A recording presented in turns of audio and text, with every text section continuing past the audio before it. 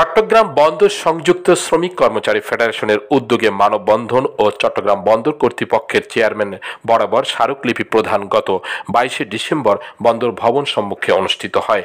মানববন্ধনে শ্রমিক কর্মচারী ফেডারেশনের নেতৃবৃন্দরা শ্রমিকদের ন্যায্য অধিকার বাস্তবায়নের দাবিতে রেড সি গেটওয়ে বাংলাদেশের সাথে চুক্তি বাতিল এবং এনসিটি ও সিসিটি কন্টেইনার টার্মিনালকে ডিবি ওয়ার্ল্ডকে ছেড়ে দেওয়ার সিদ্ধান্ত বাতিলের জোর দাবি জানান।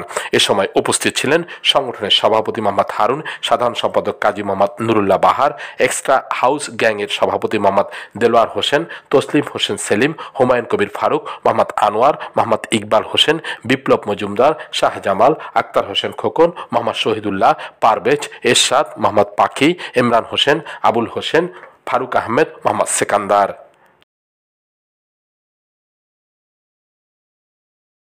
আগামী জানুয়ারি 10 তারিখ, এই 10 তারিখ পর্যন্ত অবশ্যই আপনাদেরকে একটু অপেক্ষা করতে হবে, ধৈর্য ধরতে হবে। যদি এই 10 তারিখের মধ্যে যদি এটার কোন একটা সিদ্ধান্ত না আসে, তাহলে আমরা আবার নতুন করে কর্মসূচিতে বাধ্য হব। এবং এইটা সব বাইকে, এখানে আমি নির্দিষ্ট কাউকে বলবো না, চট্টগ্রাম বন্দরের সাথে যারা জড়িত আছেন সবাই ওই আন্দোলনে শরীক হবেন, এ আশা ব্যক্ত করছি।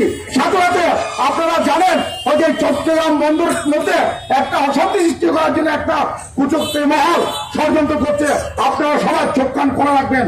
এবং সাথে সাথে আমরা এটা বলতে যাবো, চট্টগ্রাম বন্দরে 1 ইঞ্চি যাবো আমরা বিদেশি হাতে তুলে দিতে যাবো না।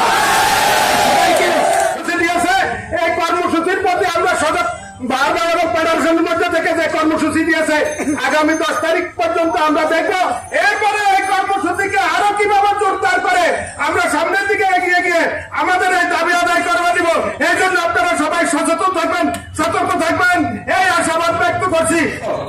আমাদের শব্দ নেতা যারা আমির হোসেন মোহাম্মদ চৌধুরীকে এবং কপি দিয়েছি, মাননীয় উপদেষ্টা নৌপরিবহন মন্ত্রণালয়কে আমরা কপি দিয়েছি এবং মাননীয় মেয়র চট্টগ্রামের আমাদের নেতা ঢাকা সাধারণ হোসেনকে আমরা কপি দিয়েছি এবং অন্যান্য বিরোধী নেতৃবৃন্দদেরকেও আমরা কপি দিব। আপনারা সবাই কষ্ট স্বীকার করে এসেছেন।